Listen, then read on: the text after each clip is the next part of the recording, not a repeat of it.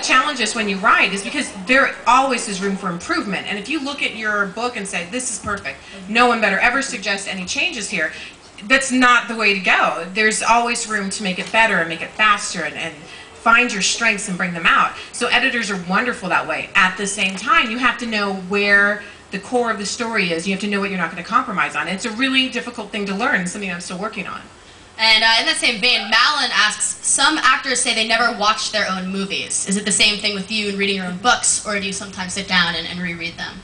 Totally different thing, because by the time you have edited a novel, you've read it at least 200 times. There was a point in my life where I swear I had Twilight memorized from beginning to end. You too. I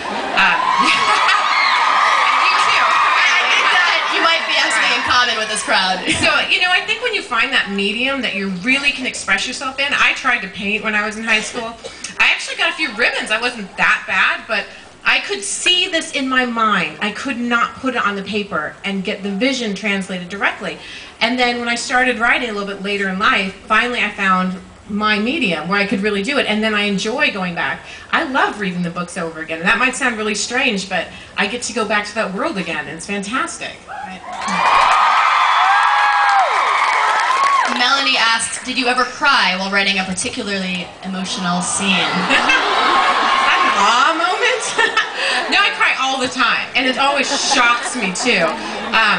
At the end of The Host, for 3 chapters, that was definitely the longest crying jag, and my throat just ached. I had ice water there because I just couldn't stop. I remember in Eclipse, there's this moment, you know, when Bella is seeing her possible future, already knowing that she's going to reject it.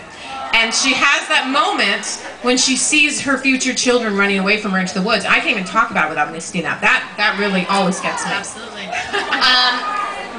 Now this is an interesting one. Ari asks, many feminists are raising criticisms about your characterization of Bella and her relationships with Edward and Jacob, suggesting that maybe Bella isn't the best role model for young women since she is strongly codependent. How do you feel about that? You know what? Ari, you should get out of here. You're in trouble. No, I mean, I get that, and it's something that it does make me a little bit angry because I can see where they're coming from. Yeah, Bella gets rescued a lot, but this is the thing. Here you have this human being who can probably lift, you know, press 40 pounds like any of us, and she is surrounded by superheroes. Really, how do you hold your own there? But Bella does. And yeah, she can't, you know, kung fu ninja in the alley, but is that really the measure of what makes a strong woman? Do we have to be able to...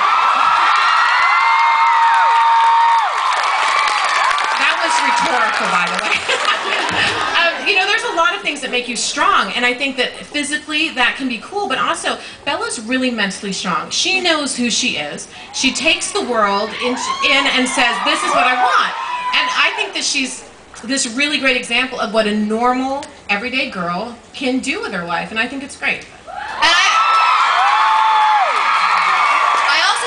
Because people are like, you know, Edward does this, and so she has to react, and, you know, she's dependent on these guys. But if you really think about it, she's kind of the one controlling both of them in a lot of ways.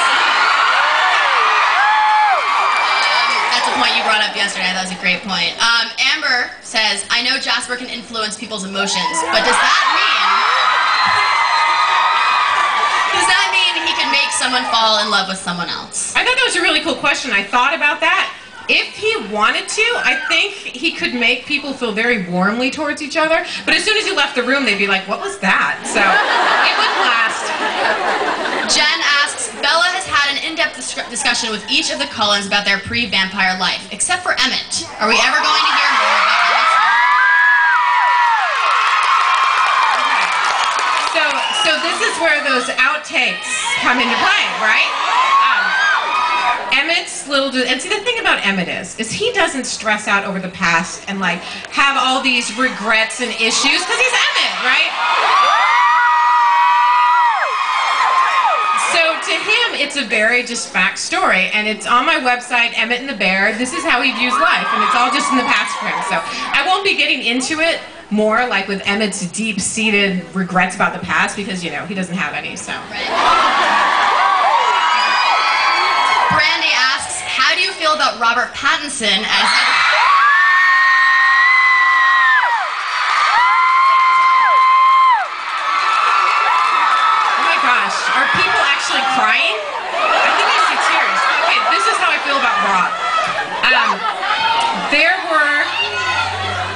there were a lot of people who auditioned for the role. I think it's in the thousands, actually. Oh, they looked at so many people, and it was actually getting kind of, crap, are we going to find Edward? What are we going to do? And then they said, okay, we had an audition. It was fantastic. What do you think about Rob Pattinson? And I said, well, and I'm like, I haven't thought about that. Like, give me a second. And I went and, watched Harry Potter 4, and I looked at all these pictures, and I said, you know what? He's got the whole vampire thing going on. So I think that he'll do a really good version of Edward. But in my head, it was always separate. He was going to be doing his version of Edward. He was going to be great. But so then I actually saw him on the set, like, go from being Rob to, like, morphing into Edward. And he looked like the way I picture Edward in my head. It freaked me out. I just have to say, he's amazing in this role. And when you see him on December 12th,